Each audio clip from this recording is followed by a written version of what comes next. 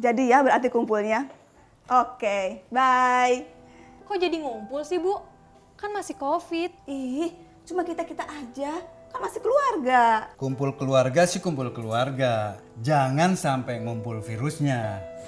Bu, aku pergi ya. Teman-teman udah pada nunggu nih. Yakin mau pergi? Nongkrongnya si asik, jangan sampai pulangi bawa penyakit. Pak, Iya sayang. jangan sampai bawa pulang virusnya ya. Iya sayang. Pulang jam berapa, Nak? Kok maskernya nggak dipakai?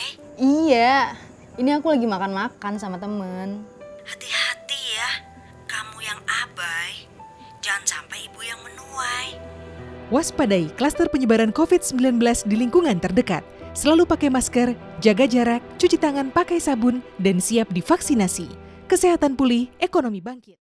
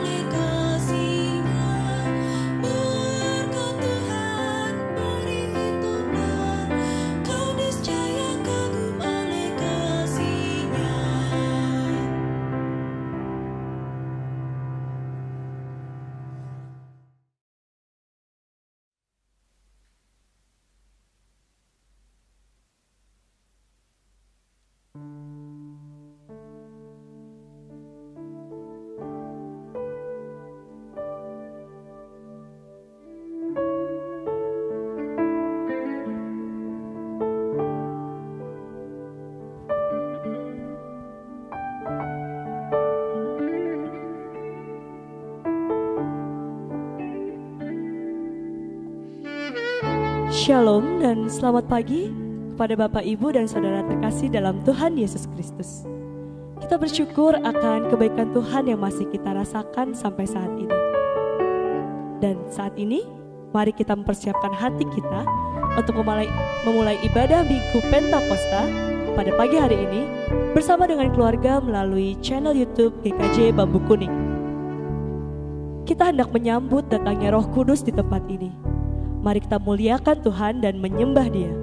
Mari kita nyatakan kuasanya anggur baru.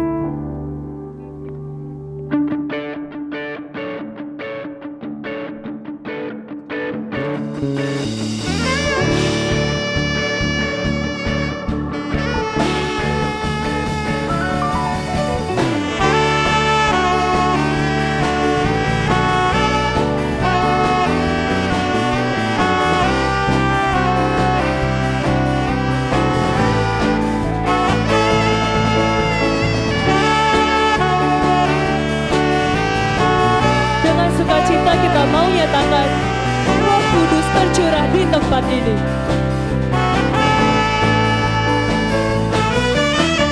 Roh Kudus tercurah di tempat ini. Urapannya yang ajaib memulihkan umatnya. Roh Kudus tercurah bagi gerejanya, membangkitkan umat pilihannya.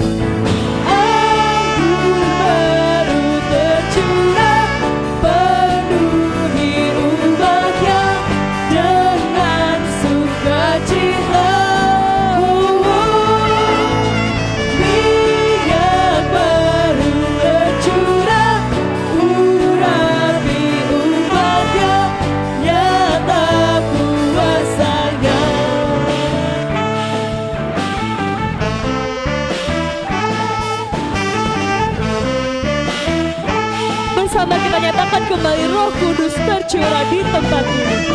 Roh Kudus tercurah di tempat ini. Urapannya yang ajaib memulihkan umatnya. Roh Kudus tercurah bagi gerejanya, membangkitkan umat pilihannya. Katakan hari ini harinya Tuhan. Hari inilah harinya Tuhan, saat pembebasan tiba. Belenggu dosa telah dipatahkan. Mari bersorak bagi Dia. Anggur baru tercurah, penuhi umatnya dengan sukacita. Minyak baru tercurah, urapi umatnya, nyata kuasanya. Katakan anggur baru tercurah, anggur baru tercurah, penuhi umatnya dengan sukacita. Minyak baru tercurah, urapi umatnya, nyata kuasanya.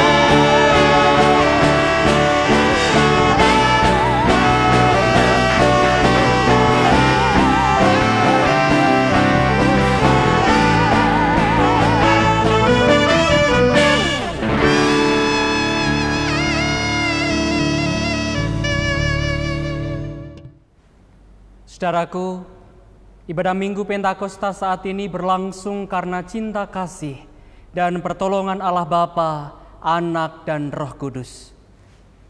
Anugerah rahmat dan damai sejahtera Tuhan turun atas saudara sekalian. Amin.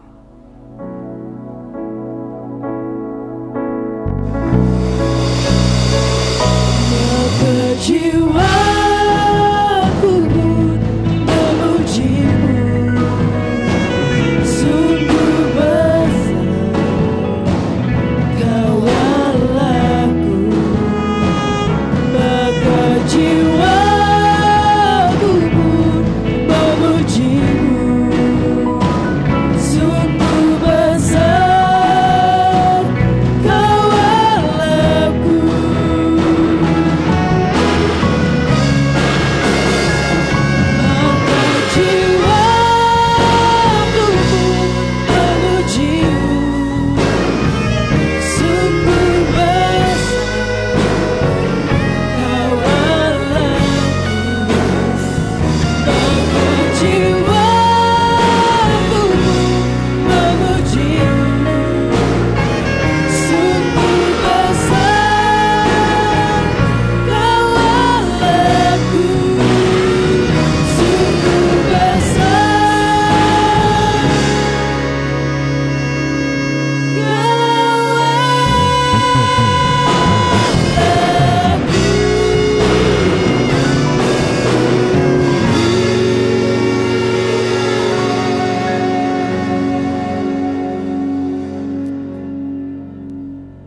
Bapak Ibu, aku persilakan untuk duduk kembali.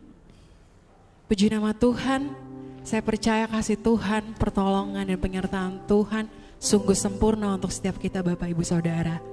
Kita percaya dan sepakat bahwa hari ini kita mau menyenangkan Tuhan. Dan di dalam pujian dan penyembahan kita, Tuhan melakukan perkara-perkara yang sungguh luar biasa ajaib. Mari kita mau satukan hati kita mau satukan pikiran kita.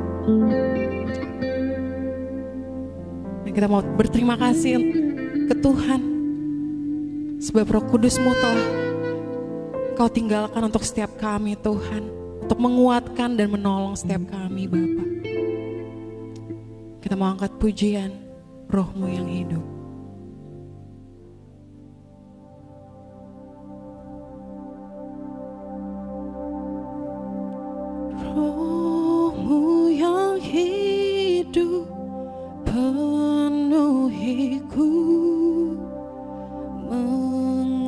mengalir dalamku. Jiwaku tenang bersamamu dalam naunganmu. Ku buka hati untuk jemaatmu, berserah penuh di hadiratmu. Kau ambil alih seluruh hidupku,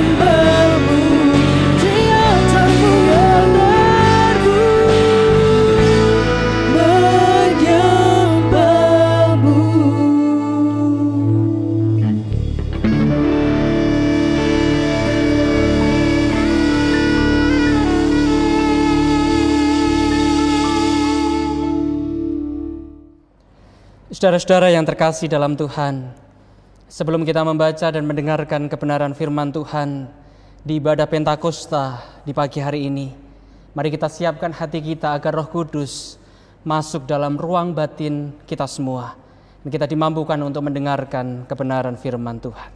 Kita berdoa.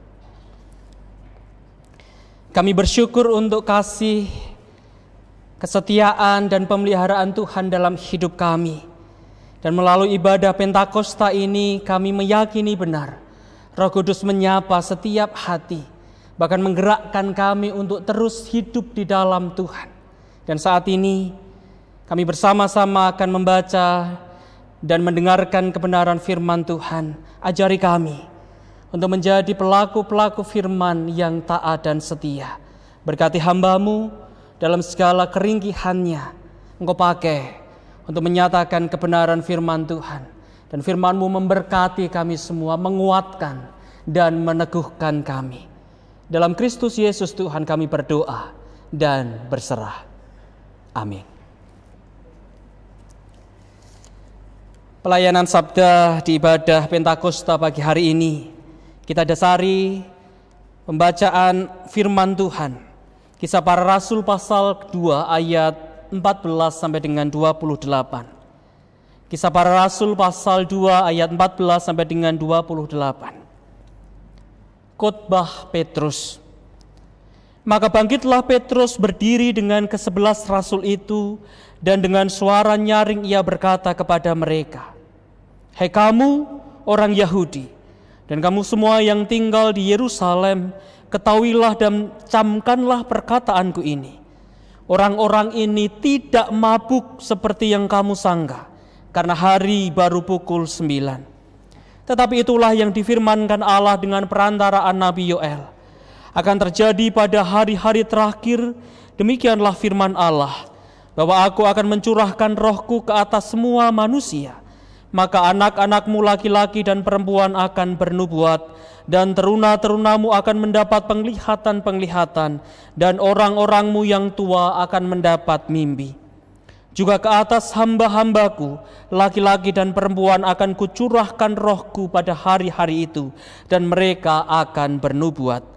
Dan aku akan mengadakan mukjizat-mukjizat di atas langit, di langit dan tanda-tanda di bawah di bumi, darah dan api dan gumpalan-gumpalan asap. Matahari akan berubah menjadi gelap gulita dan bulan menjadi darah sebelum datangnya hari Tuhan, hari yang besar dan mulia itu. Dan barang siapa yang berseru kepada nama Tuhan akan diselamatkan. Hai orang-orang Israel, dengarlah perkataan ini. Yang aku maksudkan ialah Yesus dari Nazaret, seorang yang telah ditentukan Allah dan yang dinyatakan kepadamu dengan kekuatan-kekuatan dan mukjizat-mukjizat dan tanda-tanda yang dilakukan oleh Allah dengan perantaraan Dia di tengah-tengah kamu. Seperti yang kamu tahu, Dia yang diserahkan Allah menurut maksud dan rencananya telah kamu salibkan dan kamu bunuh oleh tangan bangsa-bangsa durhaka. Tetapi Allah membangkitkan Dia dengan melepaskan Dia dari sengsara maut, karena tidak mungkin ia tetap berada dalam kuasa maut itu. Sebab Daud berkata tentang Dia, aku senantiasa memandang kepada Tuhan, karena Ia berdiri di sebelah kananku, aku tidak goyah. Sebab itu hatiku bersuka cita dan jiwaku bersorak-sorak, bahkan tubuhku akan diam dengan tentram. Sebab Engkau tidak menyerahkan aku kepada dunia orang mati, dan tidak membiarkan orang kudus-Mu melihat kebinasaan. Engkau memberitahukan kepadaku jalan kehidupan. Engkau akan melimpahi aku dengan sukacita di hadapan-Mu. Syukur kepada Allah. Berbahagialah setiap orang yang membaca, mendengar, terlebih yang mau berupaya untuk terus melakukan kebenaran firman Tuhan. Haleluya. Saudara-saudara yang terkasih dalam Tuhan, selamat pagi. Apa kabar? Shalom. Saya percaya kita semua merasakan sukacita dimanapun dan bagaimanapun keadaan kita, dalam sehat ataupun sakit, dalam suka dan duka hidup kita. Kita percaya hari ini Pentakosta, Roh Kudus menyapa, memberkati kita semua dalam segala keberadaan kita. Saudara-saudara, tema pagi hari ini adalah berani hidup. Berani hidup. Sebuah ungkapan yang nampaknya kurang populer di telinga kita. Ungkapan yang nampaknya jarang kita dengar. Berani hidup. Mengapa? Ungkapan berani hidup nampaknya kalah populer dengan ungkapan berani mati. Berani hidup kalah populer dengan ungkapan berani mati. Dari sejarah panjang mencatat dengan sangat jelas bagaimana kata atau ungkapan berani mati ini sangat familiar, sangat populer di telinga kita. Di masa Perang Dunia, istilah berani mati sangat populer kala itu karena dikaitkan dengan keberadaan pasukan di suatu negara yang merelakan nyawanya. Mereka berani mati demi tugas membela dan menyelamatkan negara. Pasukan berani mati. Di sekitar waktu Perang Dunia baik pertama dan kedua. Di Jepang, tentara itu dikenal dengan sebutan kamikaze. Saudara-saudara bisa membaca literatur catatan sejarah. Pasukan berani mati kamikaze ini adalah pasukan berani milik Angkatan Udara Jepang yang kala itu bertempur melawan tentara Amerika dan sekutunya. Luar biasa perjuangannya. Tetapi kalau kita ingat ujungnya kala itu ketika tentara berani mati ini sudah membuat porak-poranda tentara sekutu, akhirnya dibalas dengan peristiwa terjadinya pengeboman Hiroshima dan Nagasaki. Di Filipina, catatan-catatan literatur juga mengatakan ada pasukan berani mati di sana yang disebut Juramentado. Mereka konon dari suku Moro yang kala itu berjuang melawan penjajahan Spanyol. Dan pasukan ini pasukan yang berani mati untuk mempertahankan negaranya. Tidak kalah dari itu, catatan sejarah Indonesia. Kita juga memiliki banyak pasukan berani mati dalam sejarah di era-era kemerdekaan, pra-kemerdekaan ataupun pasca kemerdekaan saat itu. Indonesia juga memiliki pasukan-pasukan yang dipimpin oleh pimpinan-pimpinan, tokoh-tokoh besar yang berani mati untuk negara Indonesia ini. Sebut saja pasukan-pasukan yang dipimpin oleh Jenderal Sudirman. Atau kalau kita melihat tentara modern saat ini, konon katanya Kostrad atau Kopassus itu disebut sebagai pasukan elit dan siap untuk mati mempertahankan negara kesatuan Republik Indonesia. Siapapun pasti bangga bisa menjadi bagian dari pasukan berani mati. Terlebih itu semua dilakukan untuk membela tanah air Indonesia tercinta. Nah, saudara-saudara, pasca Perang Dunia, ketika Perang Dunia sudah jarang terjadi, ternyata kita juga masih sering mendengar ungkapan berani mati. Tapi kali ini bukan demi membela negara, tetapi demi membela Tuhan dan agama. Pasca Perang Dunia, ketika peperangan antar negara jarang terjadi, justru yang muncul adalah keberanian untuk mati demi agama atau demi Tuhan.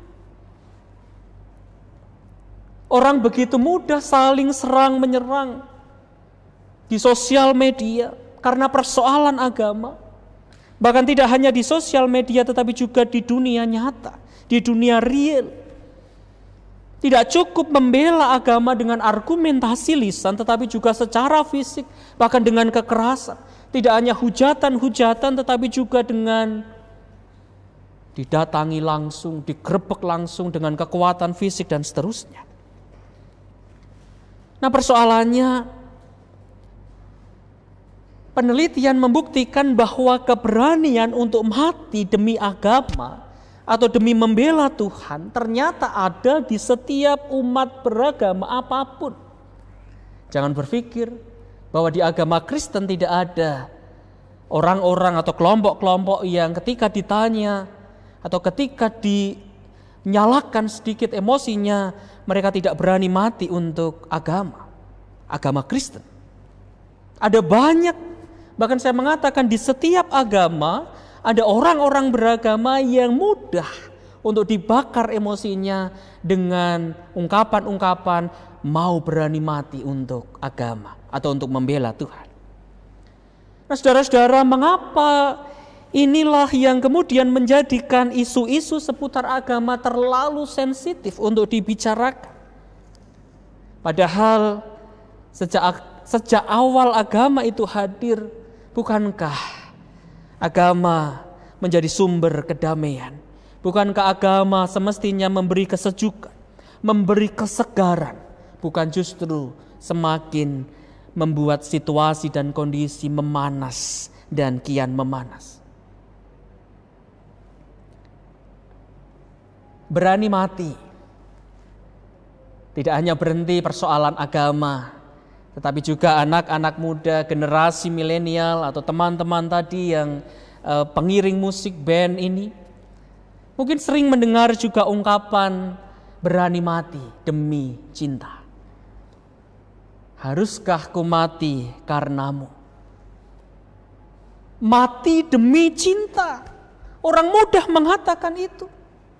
Bahkan orang siap mati dan berani mati ketika dia diputusi atau diputusin pacarnya, atau dia kehilangan sesuatu, dan dia dengan mudah mengatakan aku berani mati, aku siap mati, dan seterusnya. Nah, saudara-saudara, sekali lagi kata berani hidup nampaknya kurang populer, kalah populer dibandingkan dengan kata berani mati. Tetapi hari ini di ibadah Pentakosta pagi ini, saya mengajak kita untuk merefleksikan, untuk mempergumulkan satu tema yang menjadi lawan dari berani mati, yaitu berani hidup. Ini yang kita renungkan bersama di ibadah Pentakosta saat ini. Khotbah Petrus yang berapi-api, tegas dan sangat keras di Yerusalem kala itu dimulai dengan membela dirinya, membela murid-murid kala itu. Ketika banyak orang menuduh mereka sedang mabuk oleh anggur, mereka dituduh tidak sadar diri, bagaikan orang yang mabuk oleh anggur. Ketika mereka mengatakan sesuatu, ketika mereka berucap dengan berbagai macam kata bahasa kala itu, dan orang menuduh mereka sebagai orang yang sedang mabuk oleh anggur. Dan Petrus mengatakan dengan tegas, dengan jelas bahwa orang-orang ini tidak mabuk oleh anggur seperti yang kamu sangka, terlalu pagi, baru pukul 9. Mungkin kebiasaan di sana dalam konteks masyarakat waktu itu terlalu pagi untuk meminum anggur saat itu. Tetapi yang lebih penting adalah Petrus mau menegaskan bahwa para murid, mereka sadar sesadar-sadarnya, sadar sepenuh-penuhnya.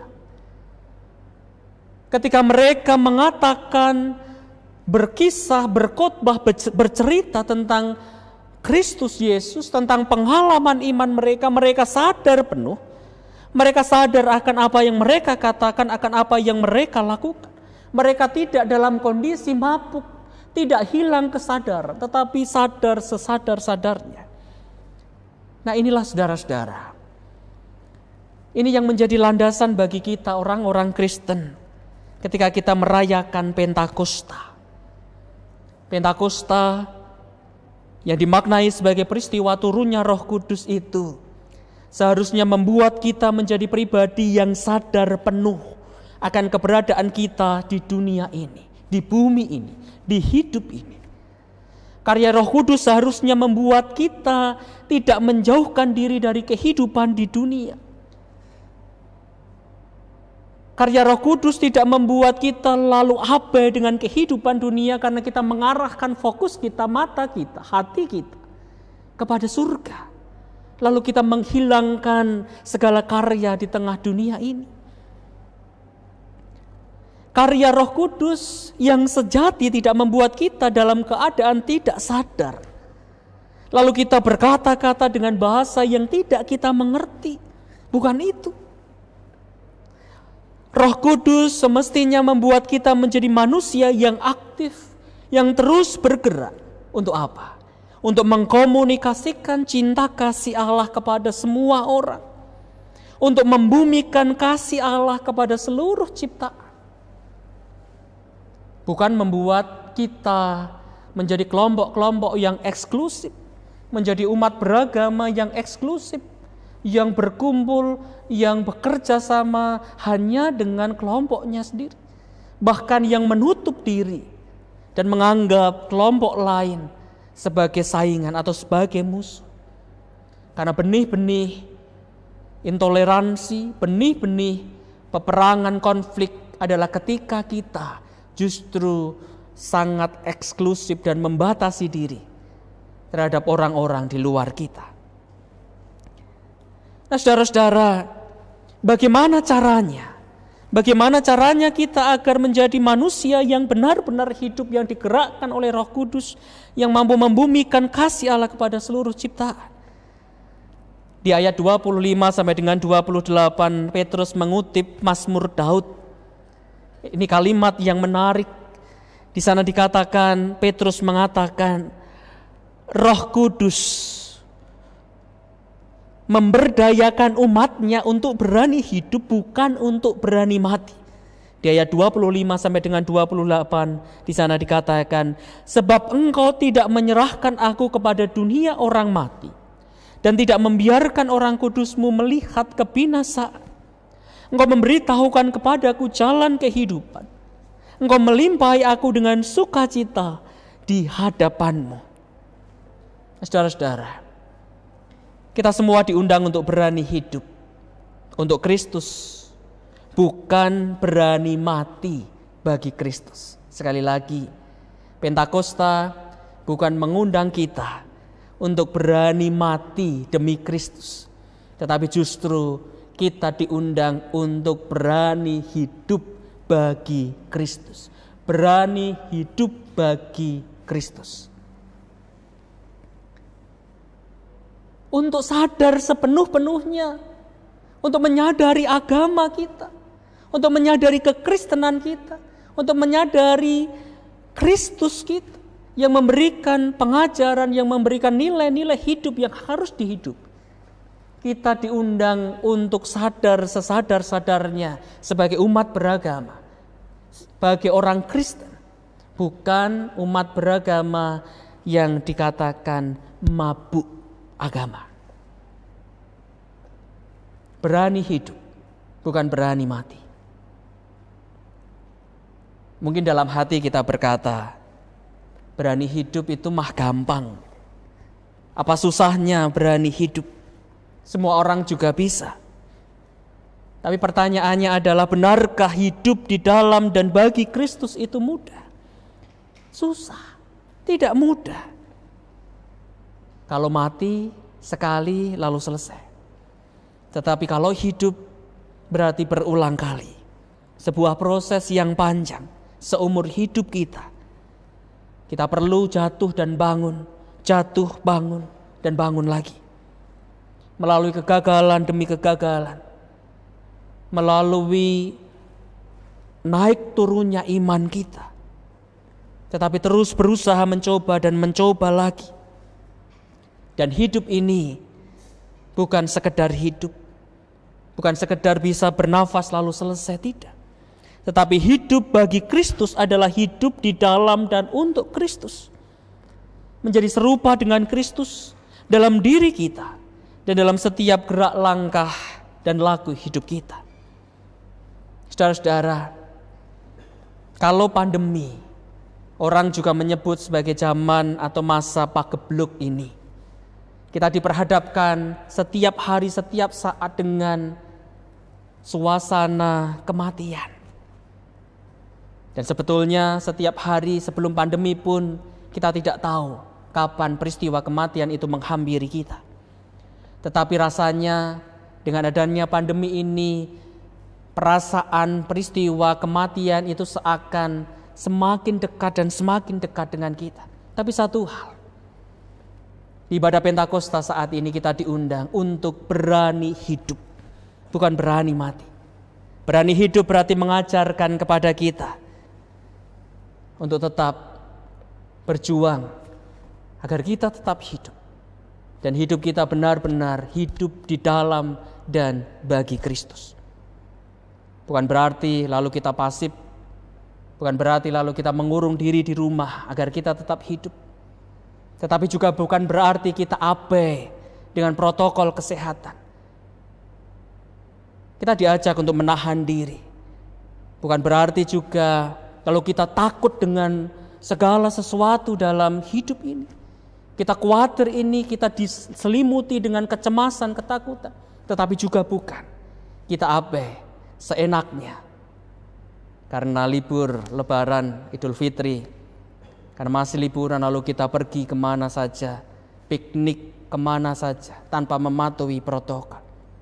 Berarti itu kita juga tidak menghargai kehidupan yang diberikan Tuhan kepada kita. Berani hidup adalah kunci untuk memaknai Pentakosta, turunnya Roh Kudus saat ini. Jadilah murid-murid Kristus yang berani hidup di dalam dan bagi Kristus.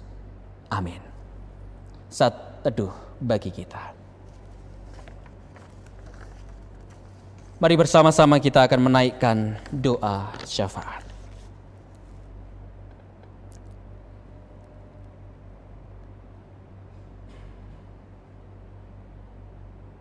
Kami dipanggil untuk menjadi murid-murid Tuhan yang berani hidup, mengupayakan kehidupan. Bukan sekedar untuk berani mati, bertindak konyol, bahkan tidak menghargai anugerah hidup pemberian dari Tuhan. Di tengah pandemi yang masih berlangsung saat ini, di dalam kami merayakan ibadah Pentakosta, Roh Kudus hadir, menyapa, memberkati dan menggerakkan kami semua untuk menjadi pribadi-pribadi murid-murid Tuhan yang aktif, merenungi kehidupan, mewujud nyatakan cinta kasih di tengah dunia, membumikan kasih Allah itu. Ajari kami ya Allah untuk terus hidup di dalam dan bagi Kristus melalui setiap karya yang kami tekuni, dimanapun Engkau menempatkan kami, sebagai apapun kami, di tengah keluarga, sebagai orang tua, sebagai suami, sebagai istri, sebagai anak, dalam karya pelayanan di tengah kehidupan bergereja, atau kami dalam kehidupan pekerjaan, di tempat kami bekerja, di tengah masyarakat. Ajari kami untuk sungguh-sungguh hidup di dalam Kristus dan hidup bagi Kristus. Dan kehidupan bagi Kristus pasti mengarahkan kami untuk juga mau hidup bagi sesama kami, bagi seluruh ciptaan di tengah dunia ini. Saat ini kami berdoa ya Allah, menaikkan syafaat kami. Kami berdoa untuk pelayanan kehidupan bergereja di GKJ Bambu Kuning. Kami berdoa untuk bebadan-bebadan. Kami berdoa untuk karya pelayanan di kemajelisan. Kami berdoa untuk pengurus kelompok, personalia, komisi. Kami berdoa untuk tim-tim yang terus melayani di tengah pandemi saat ini. Tim peduli COVID-19, tim PEJ, bidang diakonia, komisi perkunjungan dan doa, tim produksi ibadah. Dan kami juga berdoa ya Allah untuk persiapan-persiapan yang mulai kami lakukan ketika kami akan merancangkan ibadah onsite. Biarlah Tuhan memberkati, segala sesuatunya dapat tertata dengan baik, dan lebih dari itu, kami terus berupaya untuk merengkuh kehidupan anugerah dari Tuhan. Kami berdoa untuk warga jemaat, para sahabat yang saat ini sedang sakit, anak-anak yang terus bergumul dalam studi mereka, saudara-saudara kami yang bergumul dalam pekerjaan, atau mereka sahabat muda yang merencanakan pernikahan, merencanakan masa depan mereka, para ibu yang tengah mengandung. Ya Allah, setiap pergumulan-pergumulan ini kami serahkan kepada Tuhan. Kami mengerjakan bagian kami, dan kami percaya Tuhan pun terus berkarya, memperlengkapi dan menyempurnakan segala sesuatu. Kami berdoa dalam kehidupan bermasyarakat pasca libur panjang Idul Fitri ini. Ada prediksi-prediksi di sana sini, kasus COVID-19 akan meningkat. Tetapi kami mau terus berdoa.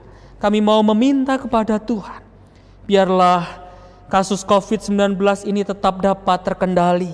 Memberkati tenaga medis, aparat pemerintahan yang saat ini bekerja dengan luar biasa. Terkhusus juga masyarakat, biarlah memiliki kesadaran untuk terus menaati protokol kesehatan di masa pandemi ini. Ya Bapa, dalam kehidupan bernegara, antar negara di dunia ini, kami prihatin, kami berdoa ketika konflik terjadi, perang terjadi antara Israel dan Palestina. Ya Tuhan, Roh Kudus-Mu merengkuh semuanya. Roh Kudus-Mu mempersatukan segala perbedaan-perbedaan yang ada. Konflik agama, terkait politik, terkait perebutan teritorial dan apapun itu. Biarlah dunia makin hari dipenuhi dengan damai sejahtera dari Tuhan.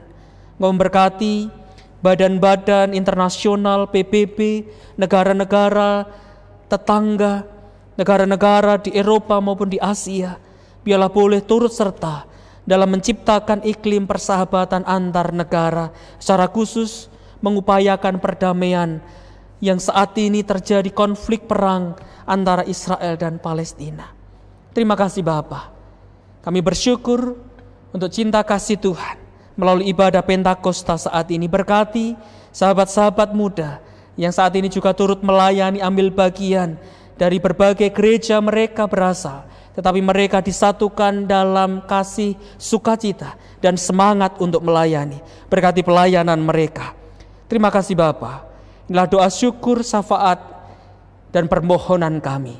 Dalam Kristus Yesus Tuhan kami berdoa dan berserah. Amin.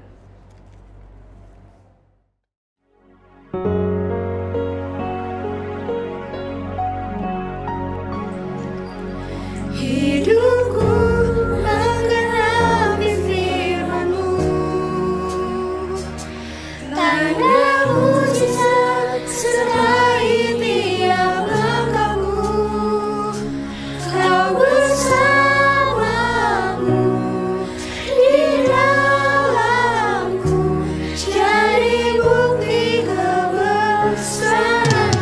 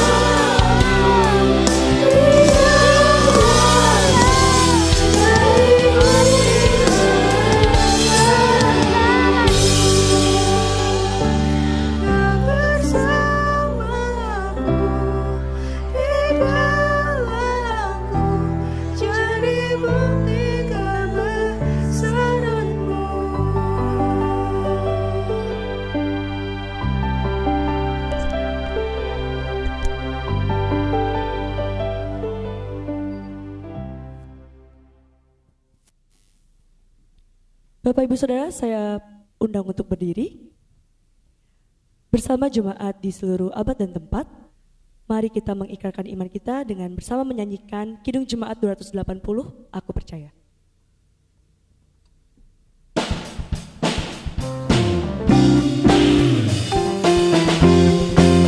Aku percaya Allah yang kekal, yang oleh sabda kita kenal, Bapa pencipta alam semesta, yang mengasihi manusia.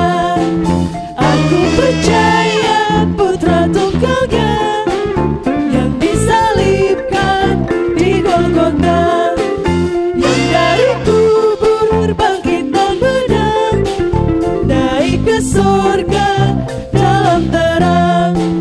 Aku percaya pada Roh Kudus yang mendiami kita terus. Aku percaya gereja yang esa, ku jadi suci di dalamnya. Bapak Ibu, aku persilakan untuk duduk kembali. Saudara-saudaraku, syukur pada Allah atas segala kebaikan dan kemurahan-Nya, sehingga kita dicukupkan dalam segala berkat rezeki sehari-hari. Oleh sebab itu, sudah sepatutnya lah kita memberikan yang bagi Tuhan. Persembahan dapat dikumpulkan melalui transfer ke rekening di bawah ini.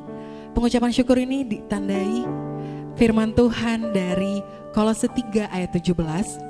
Dan segala sesuatu yang kamu lakukan dengan perkataan atau perbuatan, lakukanlah semua itu dalam nama Tuhan Yesus, sambil mengucap syukur oleh Dia kepada Allah Bapa kita. Kita angkat satu pujian dari nyanyikanlah Kidung Baru 199 bait 1 dan 2. Sudahkah yang terbaik kuberikan?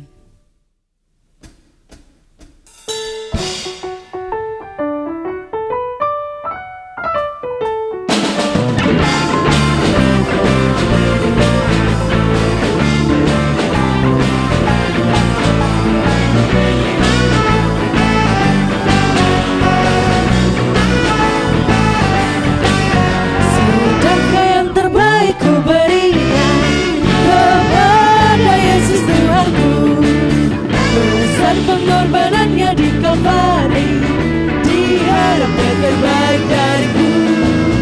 Berapa yang terhilang telah ku cari, dan ku lepaskan yang terbelenggu. Sudahkah yang terbaik ku berikan kepada Yesus Tuhanku.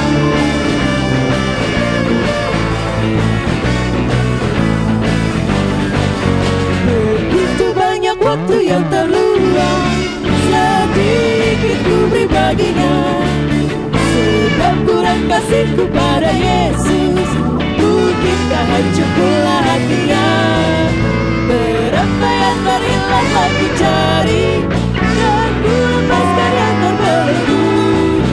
Sudahkah yang terbaik ku berikan kepada Yesus Tuhanku.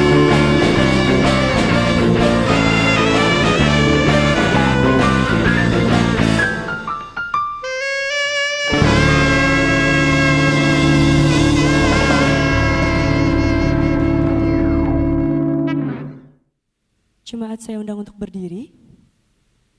Mari kita hantar persembahan kita ke dalam doa. Dan akan menutup doa dilanjutkan dengan doa Bapa kami yang akan kita nyanyikan bersama. Mari kita berdoa. Puji syukur Tuhan untuk segala berkat yang boleh Tuhan berikan buat kami Tuhan. Tak terhitung Tuhan, begitu besar apa yang telah Engkau berikan buat kami Bapa. Tuhan, di sini kami Tuhan menyerahkan berkat ya Bapa yang boleh Engkau kasih buat kami Tuhan. Kami mau berikan kembali Tuhan buat Engkau Tuhan, untuk mengucap syukur ya Tuhan sebagai wujud ucapan syukur kami Tuhan atas segala kebaikan yang boleh Engkau berikan buat kami ya Bapa. Kiranya Tuhan berkati Tuhan setiap persembahan yang kami berikan.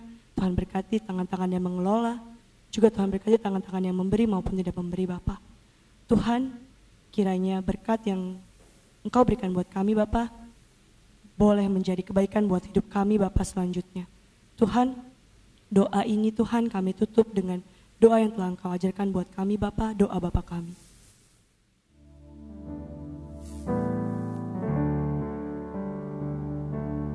Bapa Bapa kami yang ada di surga, dikuduskanlah nama-Mu, datanglah kerajaan-Mu, jadilah kehendak-Mu di bumi seperti di surga. Beri kami hari ini makanan yang secukupnya, ampuni salah kami seperti kami ampuni yang bersalah pada kami. Jangan bawa kami dalam pencobaan, melainkan lepaskan kami dari yang jahat. Sebab yang punya kerajaan dan kuasa dan kemuliaan sampai selama-lamanya. Amin.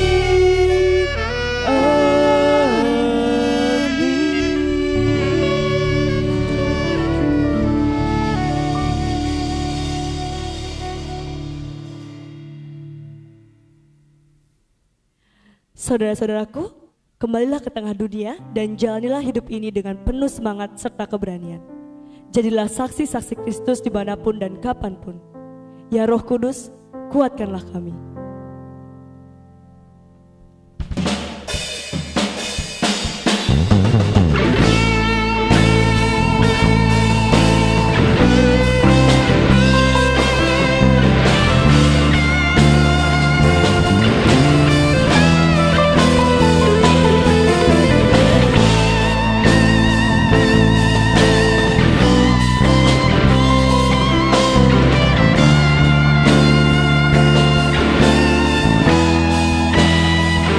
Katakan Roh Kudus, kuatkanlah kami jadi saksi.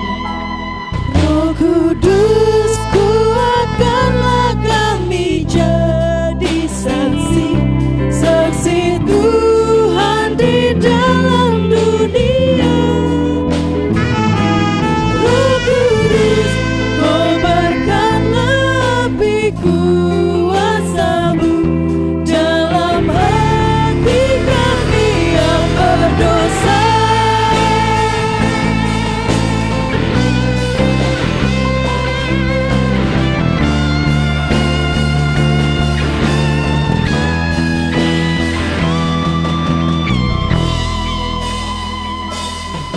Kudus, kuatkanlah kami jadi saksi di tempat yang penuh rasa benci.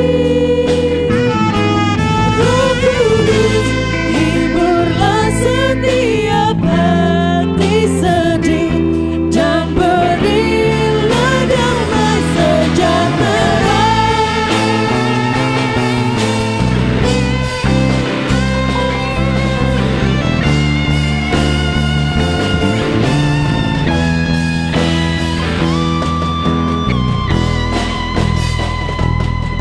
Kudus, kuatkanlah kami jadi saksi, meneguhkan yang bimbang dan resah. Roh Kudus, yakinkanlah kami dalam iman dan beri pengharapan yang segar.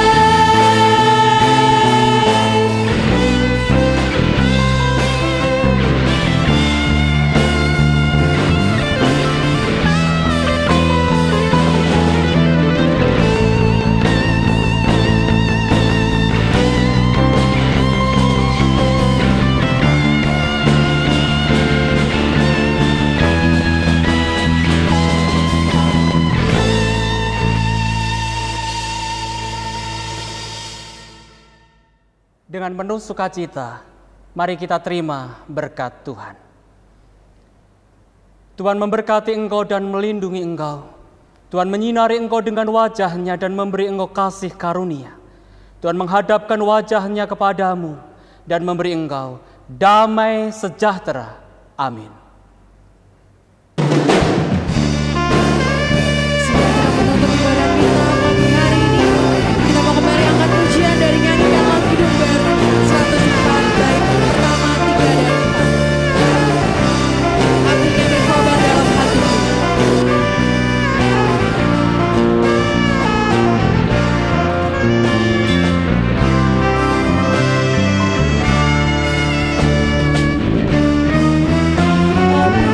Berkobar dalam hatiku, ku kira karena Yesus yang memberi. Dihangatkan jiwaku, tak perlu ku pandang, darahnya membasuh diriku bersih. Apinya terang, jiwaku sedang, muliakanlah Tuhanku. Haleluya bergema, Yesus Raja yang menang. Apinya berkobar dalam hatiku.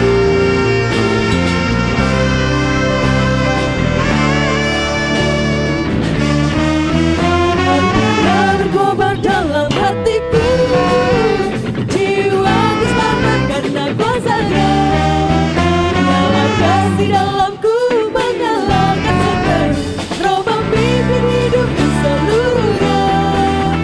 Apinya terang, jiwaku sedang, muliakanlah Tuhanku. Haleluya bergema, Yesus Raja yang benar. Apinya berkobar dalam hatiku.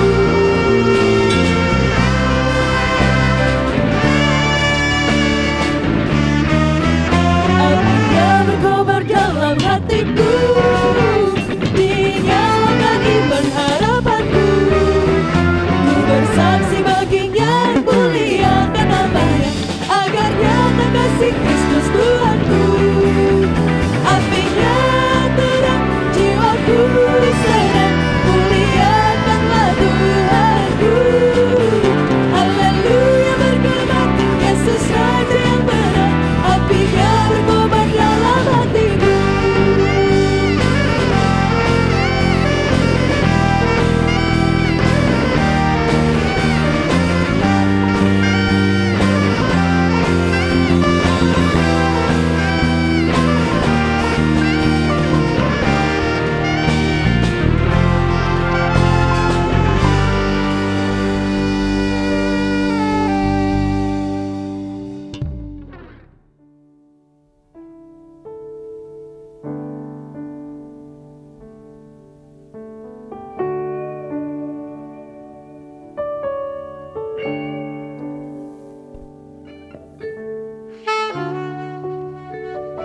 Jemaat, saya persilakan untuk duduk kembali dan mengambil saat teduh.